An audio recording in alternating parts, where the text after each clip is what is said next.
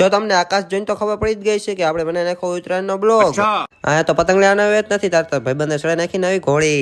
હજી તો ઘોડી લઈને હેલા જ આવી તાર તો બેન બાકી વિડીયો બનાવી દેવાનો। હું અમારી એમને વિડીયો બનાવી દેવાનો, પતંગ નહીં ચગાવવાના અમારે। વાત તો સહી છે। થઈ ગયો જમવાનો ટાઈમ એટલે ખાઈ નાખો ઊંધિયું। ફાઇનલી આપણે આવી ગયા ધાબા ઉપર અને કઈ નાખ્યો પતંગ ચગાવવાનો કાર્યક્રમ ચાલુ। હું તો નહોતો આમના વિડીયોમાં પણ એમનો વિડીયો મેં જોયો હતો એટલે મને ખબર પડી ગઈ કે આ બધા એક્ટિવા લઈને નીકળી ગયા પતંગ લૂંટવા માટે। जोर जोर से बोल के लोगों को स्कीमें बता दे। પતંગ ચગાવીને પડી ગઈ રાત, પછી બાતાજીના ગરબા લઈને નીકળી ગયા હોના ઘરે જવા માટે। ઘરે પહોંચ્યો તારે એક બેન રોટલા બનાવતી હતી ને એક બેન રોટલી બનાવતી હતી। આપણે તો મફતનું ખાવું જ છે ને આપણે શું। एक काम कर 200 रुपया दे और 50 रुपया काट ओवर एक्टिंग के वजह। જમવામાં હતું ચણાનું શાક અને બાજરીનો લોટલો। જો તમારે ખાવું હોય તો આવતા રહેજો। મેં ખાઈ લીધું એટલે કબૂતરને પણ ખવડાવી દીધું।